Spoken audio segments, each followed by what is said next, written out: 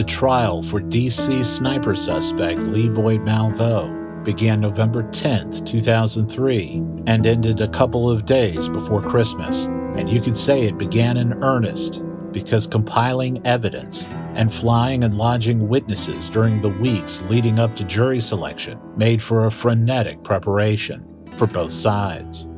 The defendant had entered a plea of not guilty by reason of insanity. There were literally dozens of witnesses testifying to Malveau's state of mind and describing how he was under the spell of his co-defendant, John Allen Muhammad.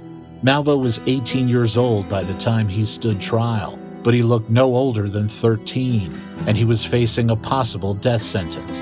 There was a matchup between two tremendously gifted lead attorneys. There were fiery objections throughout. A number of audio recordings were played in court, including one very chilling suspect interview.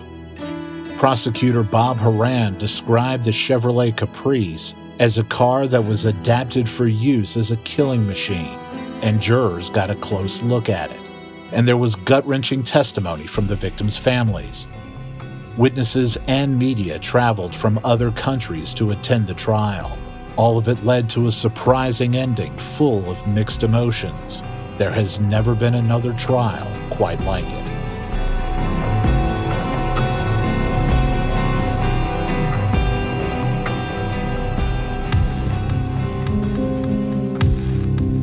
Presented by Law and Crime, this is Chasing Ghosts, the hunt for the DC snipers.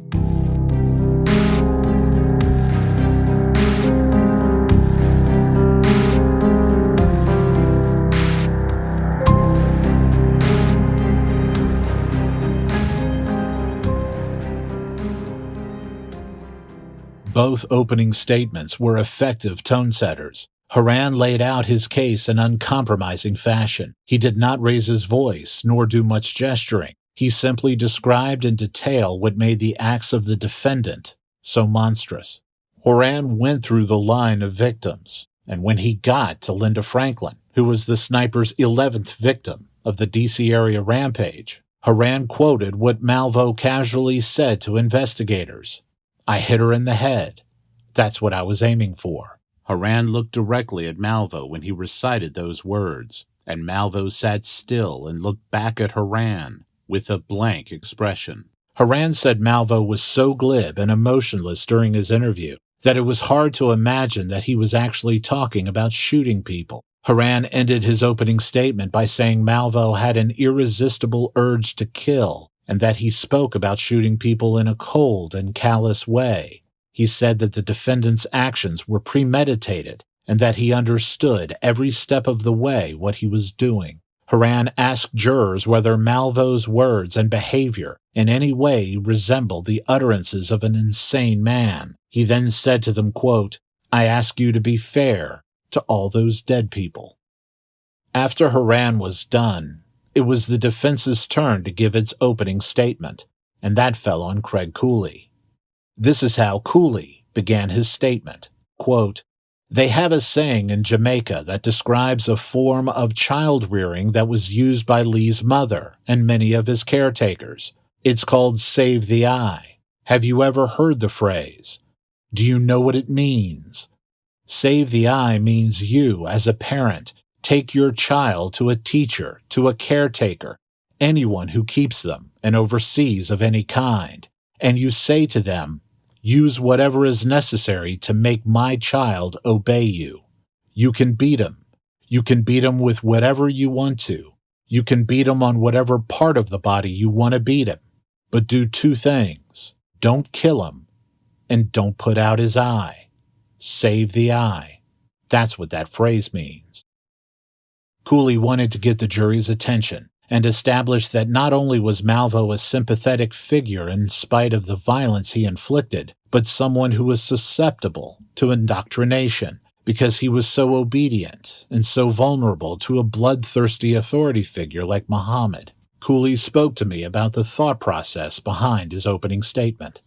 We all thought at opening opening statement had to have a lot of volume in it, a lot of content in it. It can't just be, oh, you got to be fair to him, he's a youngster. It had to really lay out the entire case and what happened from beginning to end. With those opening statements, the trial for Lee Boyd Malveaux was underway, and it captivated every media member who was watching, and there were a lot of us.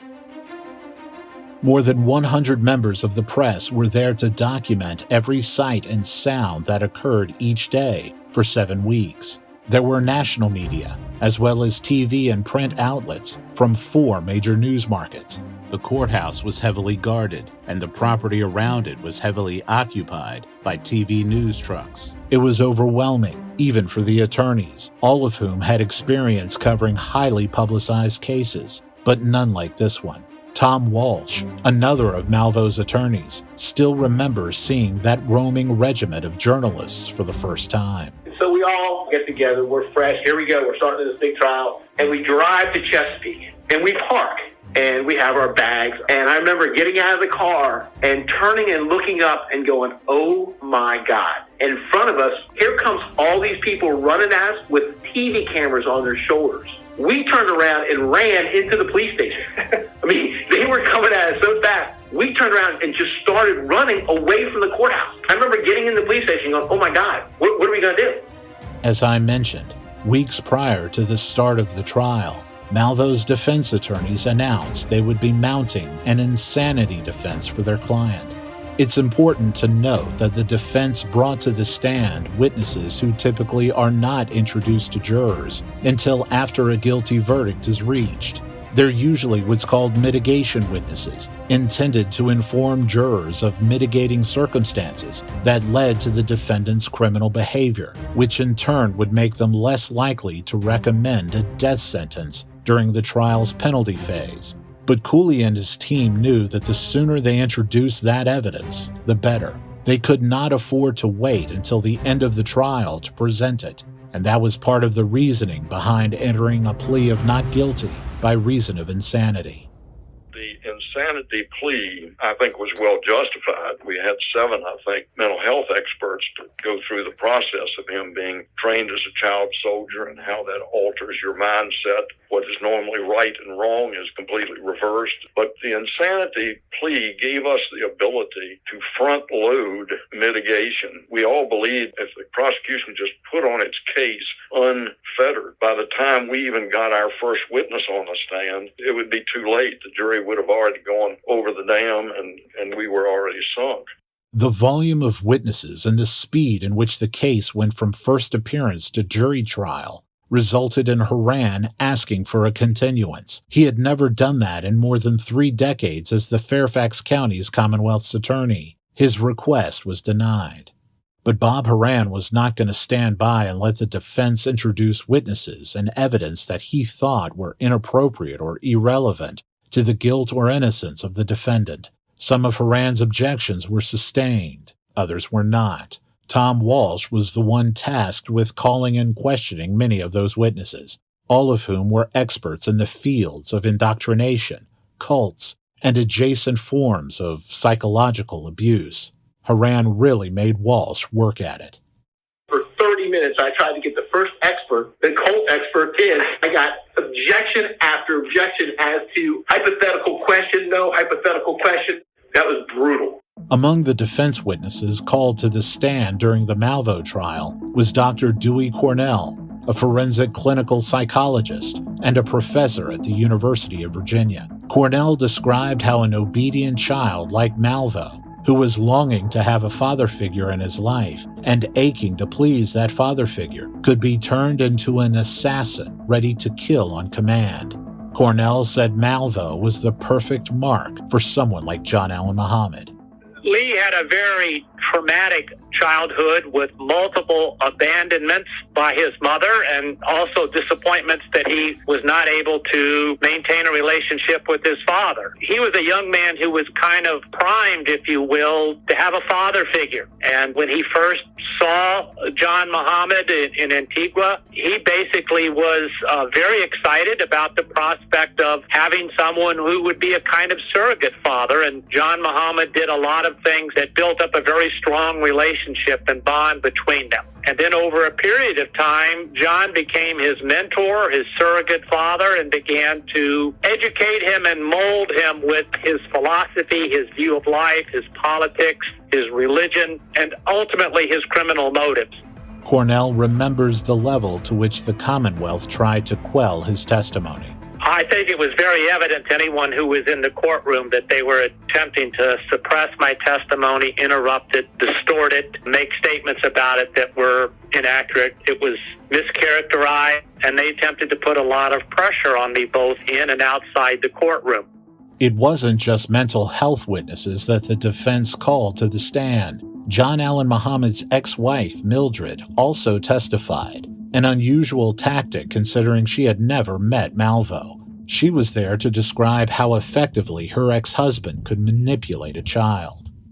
We were fortunate in that Mildred Muhammad came to the trial and testified for Lee and said, my husband, John Muhammad, is a child magnet, that if he went into a gymnasium that was full of kids and he took a chair and sat it in the middle of the gymnasium, in a matter of minutes the kids would be lined up to talk to him. And that is right, because he was attentive to them. He would listen to them. And he had a great way with charming kids.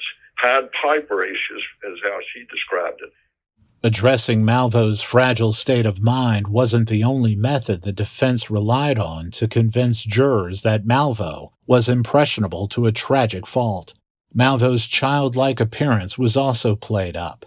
Malvo was 5 feet 5 inches tall and weighed no more than 130 pounds. He looked downright meek by the way he carried himself and the way he sat at the defense table. He would draw pictures while the trial was going on, and he was dressed in slacks, a dress shirt, and a sweater. He looked like any kid you would see at a church service. Everyone in that courtroom noticed that, the media, the victims' families, and those seated at the prosecution table. Among those not amused by Malvo's appearance and courtroom behavior was April Carroll, a supervisory special agent with ATF, who was one of the investigators for the Commonwealth. It was so annoying. I mean, I think I probably just looked at him and shook my head each day in court, because clearly he was told by his team what to do, how to behave. It wasn't what we'd experienced when he was in custody. Cooley admitted to me that dressing up Malvo in clothes befitting a Bible school student was intentional.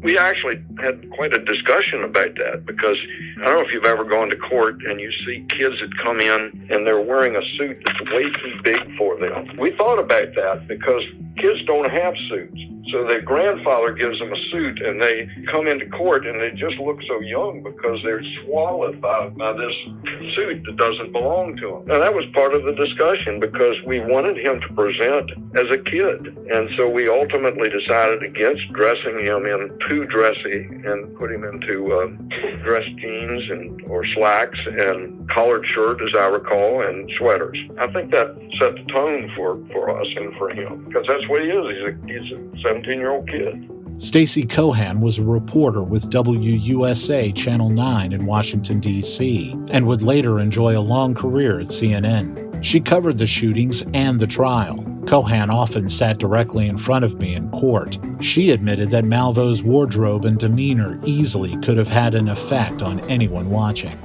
It did on me. You know, I'm a person that held hands with the Wallachers when they were sobbing, brought tears to my eyes, still does. And I hid my newborn daughter in fear. And there was this part of me that just kept looking at this kid and thinking, what went wrong with you that allowed you to participate in this? I don't think it was sympathy. That's the wrong word. But to say that I was completely unmoved by that visual would be a lie.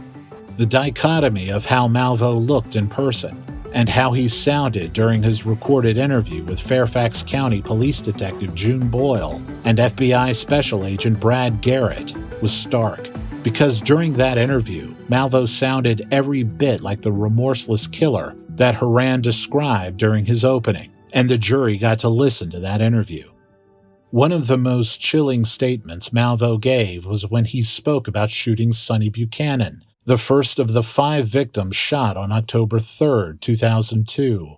Buchanan was mowing grass behind an auto mall when Malvo fired a bullet into his body. In that portion of the recording, jurors heard Malvo mimicking the sound of a lawnmower and laughing.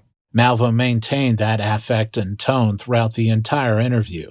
He talked about having a Virginia state trooper in his sights and passing it up to shoot Kenneth Bridges. He said that he and his accomplice were amused by the public's hyper-focus on white vans, that they picked out targets where those vehicles were in proximity. Malvo bragged about eating raisins and watching movies on a DVD player inside the Chevrolet Caprice less than 30 minutes after shooting someone. Defense attorneys knew that jurors hearing that recording in its entirety would be difficult to overcome. They felt a sense of dread after hearing it during the discovery phase of the case. I remember very vividly, Tom, Mark, and me listening to this and commenting as soon as we finished listening to it that this is not going just to convict him. This will kill Lee.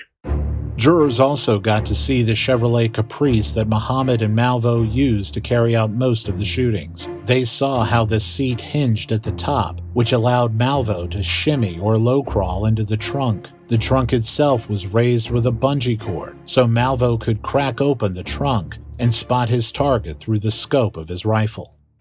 In the end, jurors deliberated for about 3 hours and returned with guilty verdicts on all charges related to the October 14, 2002 slaying of Linda Franklin.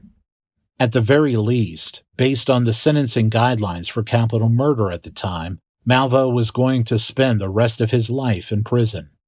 The penalty phase of the case was next, during which jurors would decide whether to give Malvo a death sentence. One of those pieces of evidence the Commonwealth introduced during the penalty phase was actually something that Judge Roush prevented jurors from hearing during the evidentiary portion of the trial. She would not let jurors hear that harrowing 911 call made by Linda Franklin's husband, Ted Franklin, who made the call after his wife was shot in the head in the parking lot of a Home Depot. Roush made her original ruling because she thought the recording was too prejudicial. But the legal standard for such evidence changes during the penalty phase, and Roush allowed jurors to hear it before deciding on a life or death sentence. April Carroll said the crime scene at the Home Depot was, in one respect, the worst of all the shootings. Well, the Linda Franklin crime scene was the most horrific, if there is such a way to differentiate these crime scenes. But she was the only person that had a loved one with her at the time. While he was on the phone, Ted Franklin's voice was elevated. He was sobbing and screaming so much that the 911 operator could not understand what he was saying. That audio is too disturbing to play in its entirety. But here are a few seconds of that call. She shot in her head. At one point, Ted Franklin gave the phone to a bystander because he was too distraught to speak. He cradled his wife in his arms and cried while waiting for first responders to arrive.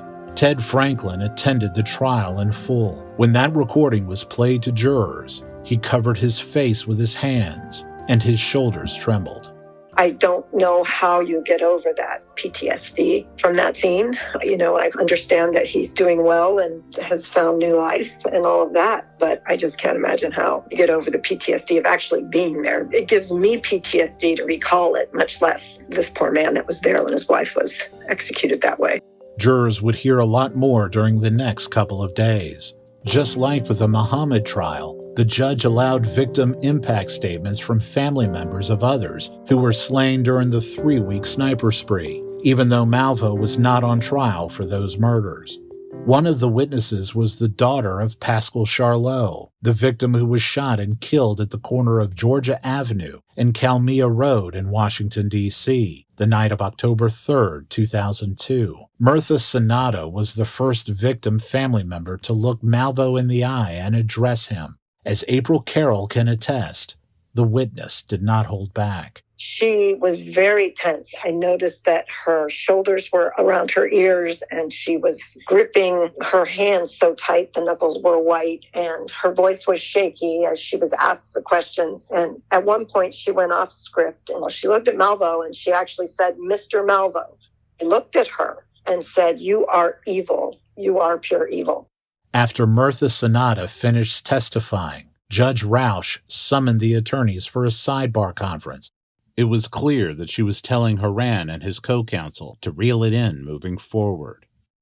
Judge called for a sidebar and the scope, and she should be directed not to speak directly to the defendant and all of that. And Mr. Horan came back to the table and was like, "Yeah, okay, well, we just got her wrist slapped, but she got to say what she had to say." And he wasn't faced by the reprimand by the judge. There were still more witnesses to call, and the one that elicited the most tears with her testimony was Linda Franklin's daughter, Katrina Hannum. Katrina told jurors that she was pregnant with her first child when her mother was killed. She said that she had difficulty sleeping because of the nightmares associated with her mother's slaying. She said, quote, "Almost every night I have to watch this man shoot my mother in the head." During her testimony, Katrina referenced the fact that Malveaux grew up mostly without a father and that he had attended 10 schools in 3 countries by the time he was 16. Katrina said she attended 9 schools in 5 countries and that her parents divorced when she was an infant. Ted married Linda many years later, so Katrina also did not have a father figure growing up. It was a direct shot at the defense's assertion that Malveaux's background contributed to him becoming a brainwashed killer. Toward the end of her testimony, Katrina said her mother got to feel her belly once while her first child was still in her womb. The baby was kicking. She said as tears streamed down her face, quote, "That was the one time she got to feel my son." At that moment, the media seated in the courtroom were passing around tissues. Jurors also reached for the tissue boxes in front of them. April Carroll knew going in that Katrina's testimony would be emotional. Everyone on that prosecution team knew it. We were in another room in the courthouse getting ready and talking to her about what would be done and how it would be asked and what she would have the opportunity to say and what wasn't appropriate and all of that. Mr. Horan looked at me and he goes, "And you can't cry," because I had tears just in the prep. And I said, I know, I'll be okay, Mr. Horan, I won't let you down. He said, "You're sitting right next to the jury. They will see every reaction that you have." And so I felt so scared to show the emotion that I was gripping my seat, and I looked down and had white knuckles, and I was shaking so intensely to prevent myself from crying that I was actually sweating. And as she was talking, I got a tear. The jury was crying, and I looked to Mr. Horan, and he wiped a tear that had fallen halfway down his cheek before he actually took his hand and wiped it. And I thought, okay. I'm not going to get in trouble. If Mr. Horan's got a tear, I'm going to be okay. The defense did not have much to counter that with because they used up most of their mitigation witnesses during the evidentiary phase. They invited some of Malveaux's former teachers and a pastor to the stand to speak about how polite and full of potential he was, but none of that packed much of a punch by comparison. But then came the closing statements. Horan used some of the defense attorneys' words about Malveaux against them. They had pointed out Malveaux's intelligence. Horan emphasized that point, that Malveaux was smart, lucid, and while a killer, cunning, and perfectly able to discern right from wrong. Then he used Malveaux's own words against him, playing jurors a portion of Malveaux's interview with investigators. On that recording, Malveaux admitted to killing Linda Franklin, and also admitting that killing her would have a greater effect on the public than killing her husband, who was standing a few feet from her. After that, Horan queued up the autopsy photo of Linda Franklin. That gruesome image caused Katrina Hannum, who was seated in the courtroom, to jerk her head to the side. She started choking back tears. Afterward, it was Cooley's turn at the lectern. At one point, he held a large rock in his hand. It was a symbol of how executions used to be carried out long ago in human history by way of stoning. While holding that rock, Cooley said, quote, "The Commonwealth urges you to kill, to stain yourself with the blood of this child." Coming full circle, Cooley ended his closing statement with these words, "And as Una James did with all of the caretakers that she gave this child to, I leave you with a phrase. It's a phrase that both invites you to met punishment out, but also to temper it, to draw the line short of the ultimate penalty. And I leave you with that phrase, punish this child, save the eye.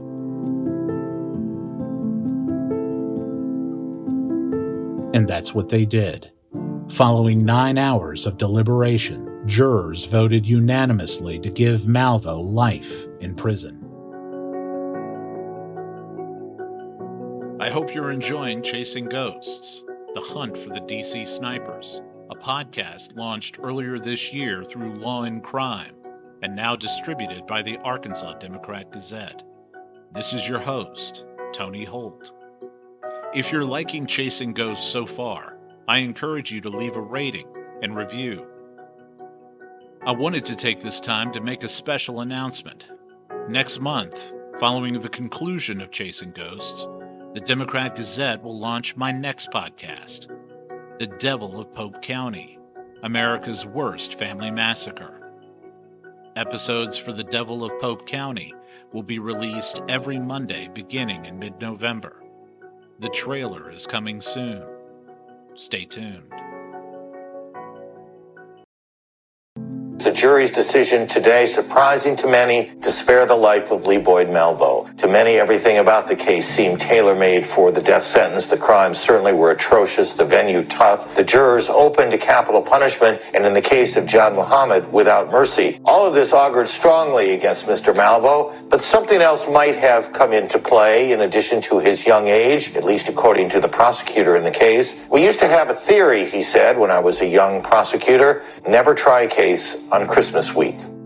Horan did not walk to the media tent after the verdict, but some of us saw him exiting the courtroom, so we ran over to him to get his comments. Of course, I'm not happy with the decision, but that's the American way. 12 jurors decide these things. The prosecutor doesn't decide them.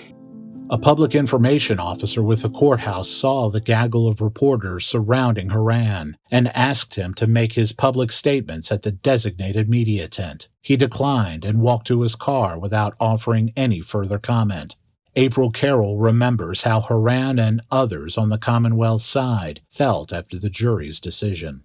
It wasn't something I expected or was prepared for, that, they would not render a death penalty decision. And so I remember being really mixed with emotions when that occurred. And a lot has transpired since, but in the moment, it felt like a failure. It was an intense feeling of shock and, oh my God, after all this work, we failed, which wasn't a realistic feeling, but it is what I felt at the time. The jury foreman, James Wolfcale, did speak to the reporters under the tent. This case was both mentally challenging and emotionally exhausting. Deep thought and consideration has gone into our deliberations and the decisions that we reached.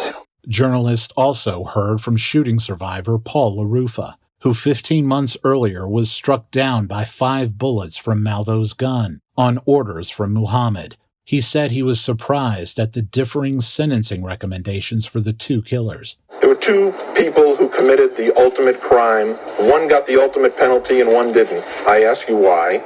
It was reported that all but 2 trial jurors in Chesapeake were ready to vote for death, but the 2 who insisted on life stood their ground. Knowing they had to be unanimous, the jurors decided to end the trial with a life in prison recommendation. Judges in Virginia did not have the power to change a life recommendation to death, so Malvo's life was going to be spared.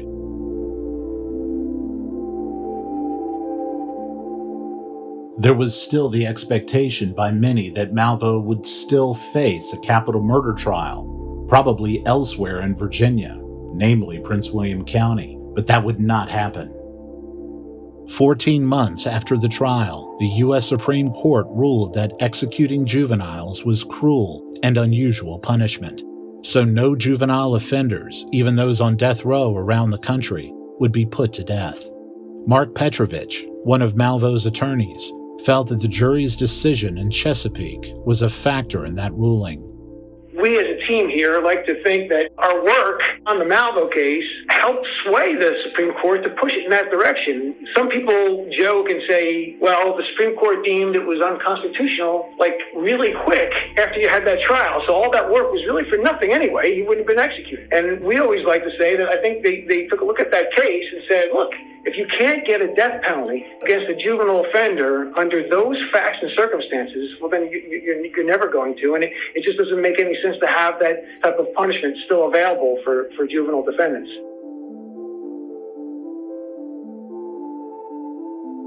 Paul Ebert, the Commonwealth's attorney in Prince William County, Virginia, was next in line to prosecute Malvo, but he declined to do so after the High Court's ruling. But John Allen Muhammad would stand trial again in Montgomery County in the spring of 2006. Once again, he insisted on defending himself, and this time he did so for the duration of the trial. Among the witnesses he cross-examined was none other than Lee Boyd Malvo. It was the first time since their arrest that they faced one another. Doug Gansler was still the state's attorney for Montgomery County at the time. He would go on to become Maryland's attorney general and would twice run for governor, failing to gain his party's nomination both times. Gansler prosecuted Muhammad and was seated in the courtroom when the defendant questioned Malvo, who by that time was unaffected by Muhammad's manipulation. But Muhammad acted as his own lawyer, and that was surreal watching him cross-examine Malvo, because Muhammad thought he still could sort of control Malvo emotionally, but he could not. By that point, he didn't realize that Mal sort of separated his way of thinking from the past and was now blaming Muhammad, rightfully so, for all of what happened. But it was surreal to be there. I mean, it was just like this crazy man asking questions. Muhammad was convicted in Montgomery County on all charges and was sentenced to 6 consecutive life sentences. Gansler did not seek a death sentence. 3.5 years later, Muhammad was scheduled to be executed in Greensville, Virginia, for his 2003 conviction. Among those formally invited to attend was shooting survivor Iron Brown, the middle school student who was shot in Bowie, Maryland. This affected so many people that even when I was invited to the execution, they didn't even have a slot for me to attend the actual execution. They had to put me in what was called an overflow room because that's how many people were affected. And I would assume that the family members who are no longer here, they were, a priority, understandably so. Iron, who was 20 years old by the time Muhammad was executed, declined to attend. Another invitee who did not go to Greensville that night was Paul LaRufa. I declined and I wrote a letter. It was read at the execution, and it was explaining to them why I chose not to attend. And it was just saying, I don't want him to steal another day of my life. And I would feel no satisfaction watching him die. Among those who did make the trip to Greensville that night was Milton Perry, one of Conrad Johnson's closest friends. Johnson was the last of the D.C. sniper victims. Perry wore a pin commemorating Johnson, which included the date of his death. I have been waiting for it since that date. You see that button? That's that date. I've been waiting since then. Okay, so it's here. I pull it out every year and wear it on that day. So I can put it up tonight, and maybe I won't have to wear it next year. Richmond reporter John Burkett of WTVR Channel 6 was among the media members who witnessed the execution. This is what he remembered most from watching Muhammad. They asked him if he had any final words, and he said nope. It was just very callous and cold. About 15 minutes later, on the night of November 10th, 2009, John Allen Muhammad was pronounced dead. The execution of John Allen Muhammad has been carried out under the laws of the Commonwealth of Virginia. Death was pronounced at 9:11 p.m. There were no complications. The death of Muhammad meant there was no chance of hearing from him about what his motivations were. During his co-defendant's trial, it was discovered that Muhammad wanted to take the $10 million he tried to extort from the government and create a society in Canada where he would turn homeless youths into young soldiers. There also was the theory that he came to D.C. to kill his ex-wife, Mildred Muhammad, but wanted to wait until after he and Malvo killed various people so that it would appear as though Mildred was another randomly targeted victim. The theory goes that he was caught before he had a chance to kill her. April Carroll still considers that a credible theory. Muhammad never offered any sort of explanation, confession at all throughout the entire process to anyone that we know of. And certainly Mildred, his ex-wife, believed the theory, if you will, that Mr. Ebert and his team put forward in the trial, that it was all about killing her, and that with all the other random killings, if she were shot and killed, he would assume custody of his kids again and no one would ever be suspicious. And that's a viable theory. The friends that we spoke to, the colleagues out in Washington State, thought that was a likelihood as well. To Gansler, Muhammad's motivation did not have anything to do with setting up a camp in Canada or his ex-wife. He wanted to inflict terror. Yeah, I mean, he changed his name to John Muhammad. It was a year after 9/11. I think the idea that he wanted to extort the government was absolutely an afterthought. I mean, that came deep into the investigation when they started asking for money. And I think that was a ruse. If he had wanted to kill his wife, he would have. I just think that was the motive. The random nature of this and the way it was sort of spread around, not only this area, but the country, I think was clearly that was the motive here. Virginia would abolish the death penalty in 2020. During the span of 15 years, Virginia went from being one of the rare places in the world that executed juveniles and being the state with the second most executions after Texas, to becoming the first state in the southern United States to end the practice of state-sponsored executions.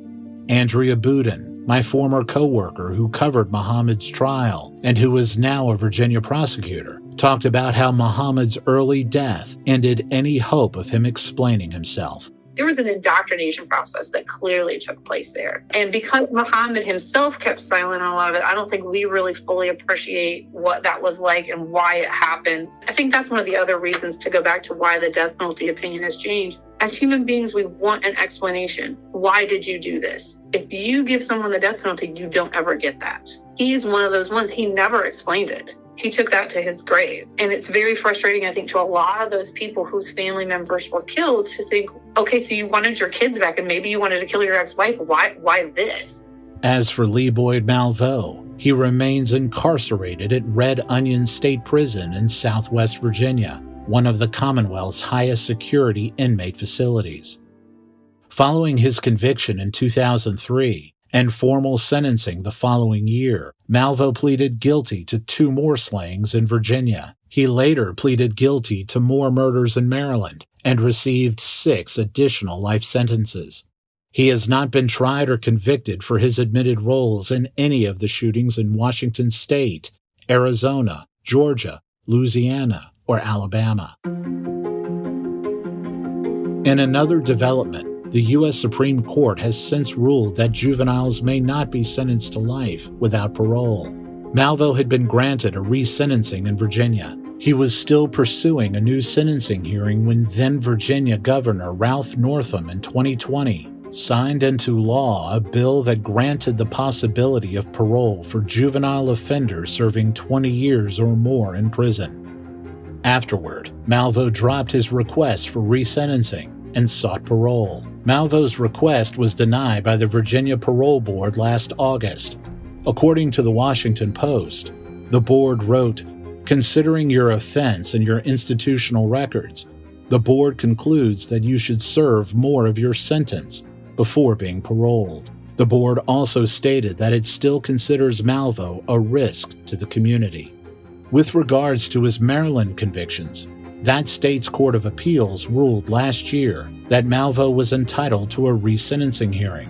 The Associated Press reported that after the 4-3 ruling, the Court of Appeals judge Robert McDonald wrote in his majority opinion, quote, "As a practical matter, this may be an academic question in Mr. Malveaux's case, as he would first have to be granted parole in Virginia before his consecutive life sentences in Maryland even begin.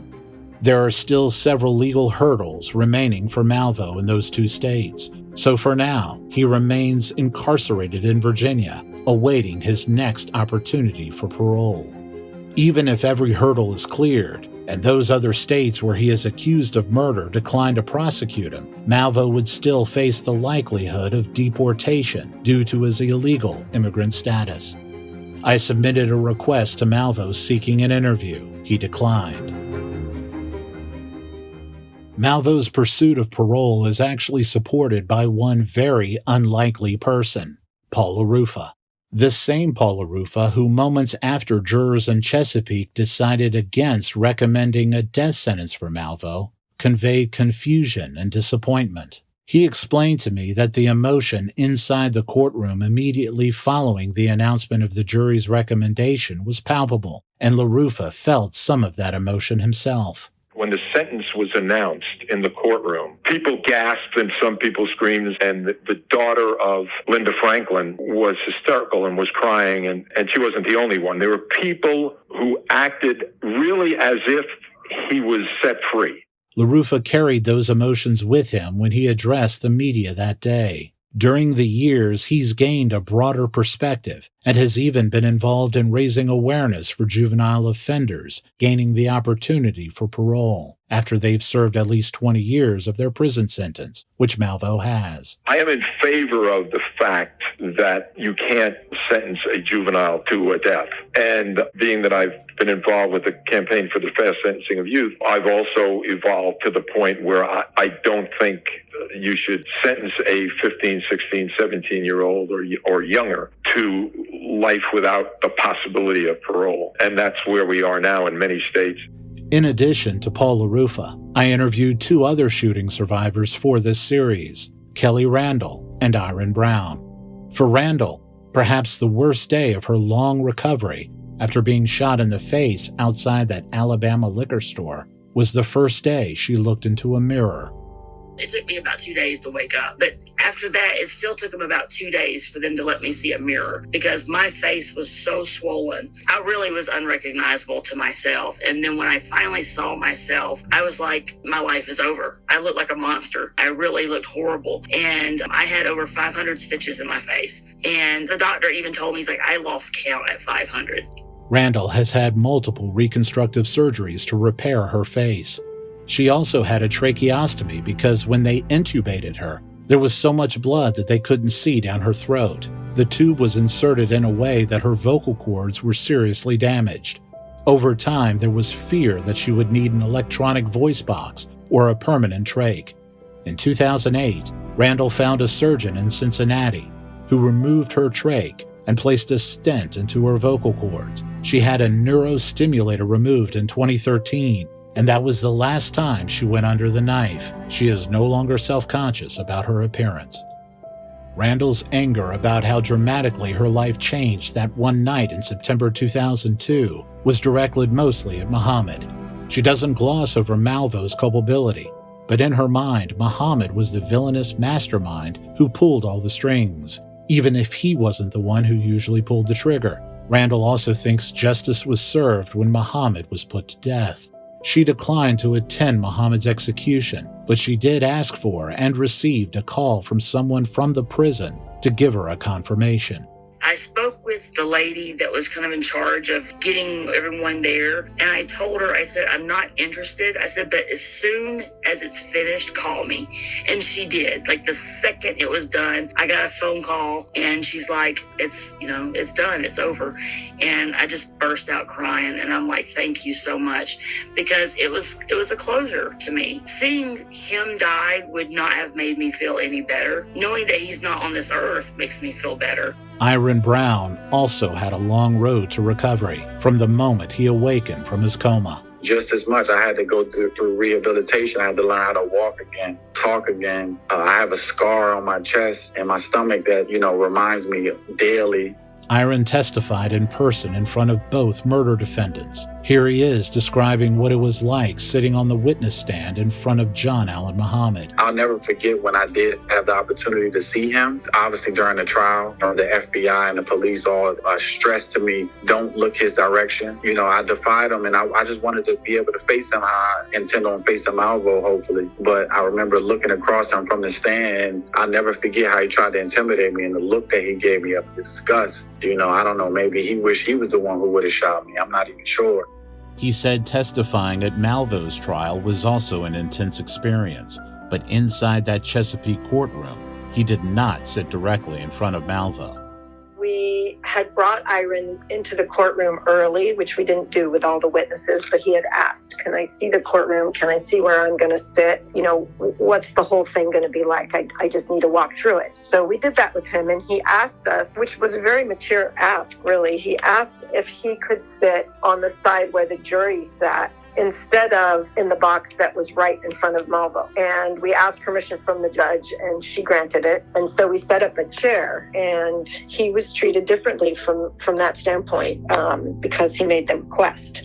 And I just remember feeling for him, you know, how tense and how difficult this was going to be to face this shooter after everything he'd been through. And he just was so calm and did so well. Iron said he has never spoken to Lee Boyd Malvo, but he would like to someday. And he was 17 at the time, I was 13. So us being so close in age, you know, it's so crazy how our lives have been intertwined. And I'm definitely looking forward to hearing Malvo's point of view. I actually love to meet him, and I would love to have a sit down with him if possible, if he'll be up for it. I think that'd be the least he could do, given, you know, how he has, you know, affected my life personally. But Iron draws the line at the thought of his shooter being granted parole. I've never been a person who believes I should be the judge, jury, and executioner, but I do personally feel that what he did was wrong. I have very little sympathy towards him, despite him being manipulated and being so young. I feel as though he was old enough to know that what he was doing was bad. He knew better. There were plenty of opportunities that he could have turned the gun on Muhammad. There were plenty of opportunities. They were both in public. He could have made a scene. He could have made a run for it. He could have alarmed authorities. I mean, I just feel like there were so many what ifs and things that he didn't take advantage of. And I think that that's where will be his downfall as far as being paroled, because I would not like to have him free. Iron is now 33 years old, living and working in Atlanta, and is a father of one. For many Americans, the D.C. sniper case is a fading memory. Maybe they watched a movie or a docuseries about it. Maybe they still have vague recollections of watching one breaking news story after another during those 3 weeks. One thing is for certain: if you lived 20 years ago in the D.C. area or the Richmond area, your recollection of it probably has not waned nearly as much. Literally, those living from Glenmont to Glen Allen had their lives interrupted and altered. John McCarthy, who is the current Montgomery County State's Attorney, said there was no other case like it. It overtook everything in his life, not only during that period of his legal career, but his home life too. On the night of October 22, 2002, after Conrad Johnson was fatally shot a short drive from his house, he and his wife were lying in bed. His wife could hear police helicopters flying overhead, and that's when she sat up and began sobbing, asking her husband whether the horror would ever end. Those 3 weeks of sniper shootings invoked a dreaded fear into millions of people. No one that lived here escaped the effect of the snipers. No one escaped. You couldn't escape it. Children could, they may not even have understood why they weren't allowed to go in their own backyards, why they couldn't go over to their friend's house, why they couldn't go up to the ball field, why their soccer games were canceled, why things were happening. But everyone was affected. People would run zigzag to go buy a carton of milk. They would be afraid to put gas in their cars. Everyone was terrified. Literally altered. We live in a metropolitan area. I've got over 1 million people live in my community. There's not anybody that was here at the time who didn't live differently. Some things happen. Sometimes you read about it in the newspaper, but it doesn't touch you. This touched everybody. The D.C. sniper shootings also affected the reporters who covered it, especially Stacey Cohan. People have asked me my whole life, my whole career, what is the most impactful thing you have ever covered? And most people expect me to say 9/11 because that was impactful. But nothing impacted my life like the D.C. snipers. Nothing. And it had a significant impact on those who investigated it. April Carroll shared with me her memories of going home hours after the suspects were captured and after the seized weapon was test fired. And I just remember going home that evening after the gun had been test fired and the confirmation had come that the Bushmaster recovered in the Caprice that was being driven by these 2 suspects had been confirmed to be the murder weapon of all of those victims. And Mike Bouchard was at the podium making that announcement to the media. And I just remember the tears were just flowing down my cheeks. And it was a crazy sensation of emotion and and pride and, relief and accomplishment. And I was watching that press conference at home with my 3 small kids, elementary school age kids, and they're like looking at me and they're looking at the TV and they're like, Mom, why are you crying? This is good news, isn't it? Don't we get to have recess and PE now? And, I was kind of laughing as I was crying with the impact that it also had been having on them and their reality. So that day was a lot of emotions. The total reward money for the capture of the suspects was $500,000. Most of it, $350,000 of it, went to Robert Holmes, the Tacoma, Washington man who first notified police of Muhammad and Malvo, and whose backyard became an excavation site for the FBI, which pulled out the tree stump that still had the .223 caliber rounds in it. The remaining $150,000 was given to Whitney Donahue, who called 911 from his work van after spotting the Chevrolet Caprice at the rest stop near Frederick, Maryland. Donahue died last year after battling a long illness. In the eyes of many, including April Carroll, he acted heroically that night 20 years ago, and he was not merely rewarded for it, he was honored for it. Whitney Donahue was the most humble and down-to-earth person. It was amazing to see him and meet him, through the courtroom process. But also, once we had the memorial established up in Wheaton, Maryland, the families were invited for the opening of that. And we invited Whitney Donahue, and he came and attended and met the families who just were, hugging and thank you for preventing this level of destruction for other families that certainly would have been where we are if you hadn't done what you'd done. And, he had tears and was super emotional, and humble, oh, please stop. I just did what anybody would have done. And it was really cool to see him engage with the families and be praised, I guess, and told how much it meant what he did and the risk that he ran to do what he did. In the aftermath of the shootings, after Muhammad and Malvo were apprehended, the public also showed their appreciation to the Montgomery County Police Chief and Sniper Task Force Commander, Charles Moose. Inside the JOC, there was word that President Bush was trying to reach Moose on the phone via Air Force One. Bush's Chief of Staff, Andrew Card, called Moose and said he had the president with him. While on the phone, Bush thanked the chief for lifting the shadow of fear. Some of the investigators in the room got emotional. It was a weighty moment. Moose, as he often did, decided the time was right to break some of the tension.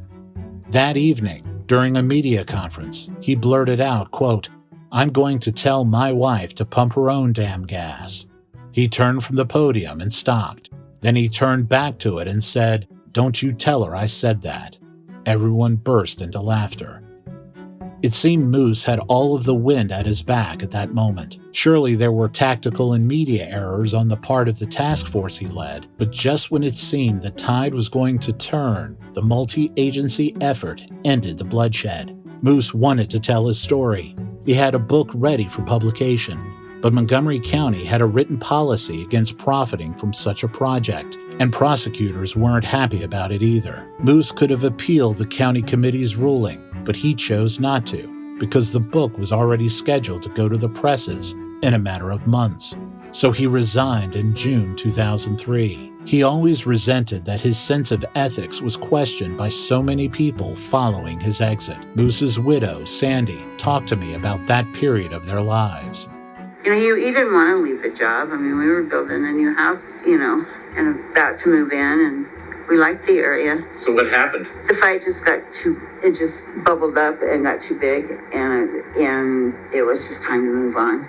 The book was released with little fanfare. Moose may have decided to publish the book at his own peril, but it wasn't a matter of someone having a damn the torpedoes attitude about publishing such a volatile story, and it was not like he didn't care about the possible impact it could have had on the pending trials. John McCarthy made a point to tell me that. When he wrote his book, we still had the pending trial. I had a much better relationship with him than Doug did. When he wrote the book, because he was concerned about making sure there would be nothing in his book that would compromise the trial, he had hired me to read the galleys of his book so that if there was anything that needed to be taken out that would adversely impact the ability to get them convicted.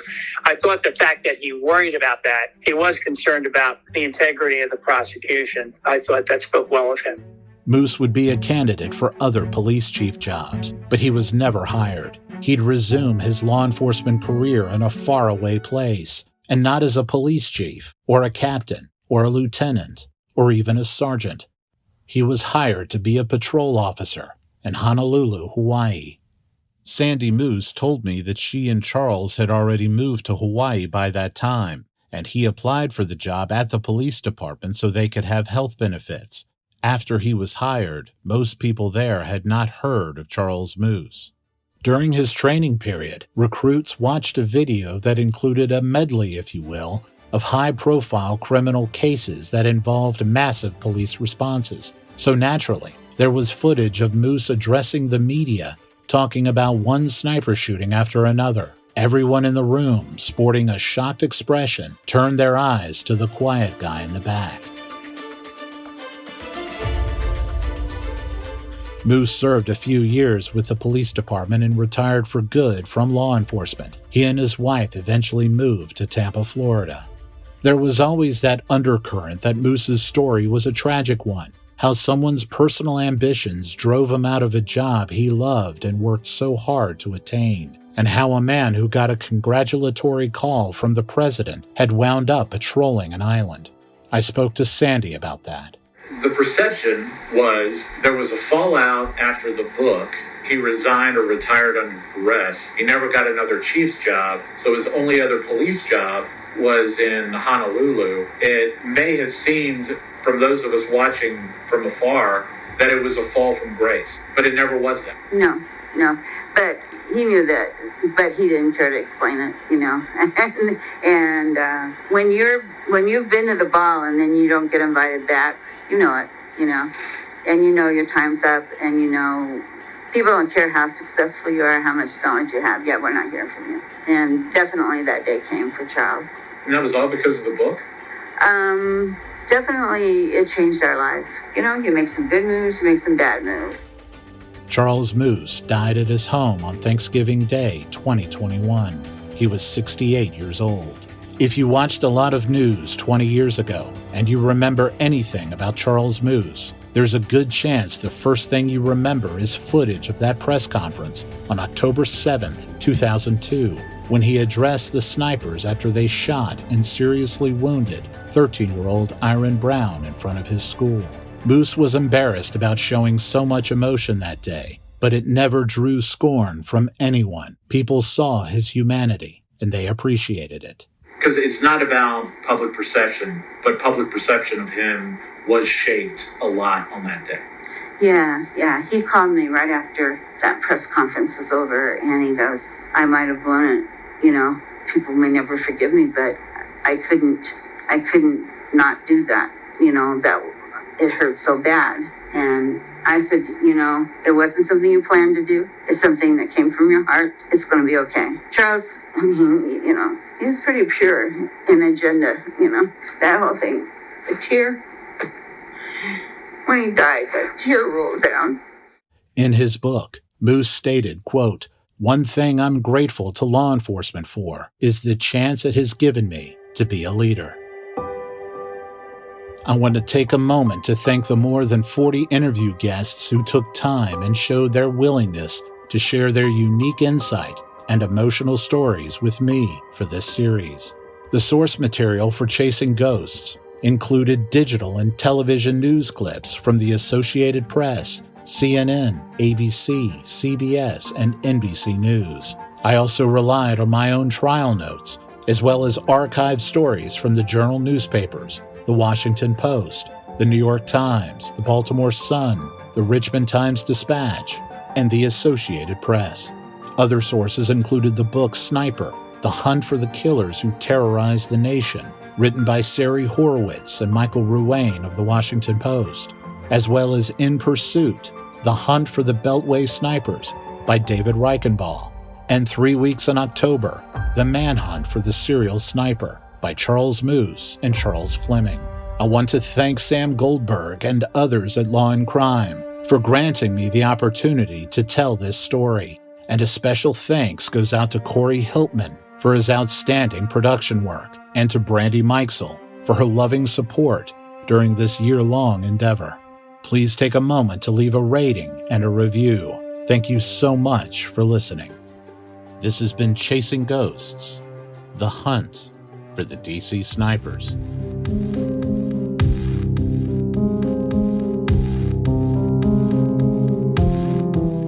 Chasing Ghosts is presented by Law and Crime. Music and production by Corey Hiltman. All 911 and dispatch calls were provided by the National Law Enforcement Museum in Washington, D.C. You may follow me on Instagram and Twitter at Holt Podcast. Please subscribe and leave a review. Chasing Ghosts is available on Law and Crime's website, as well as Apple Podcasts, Spotify, or anywhere else you get podcasts.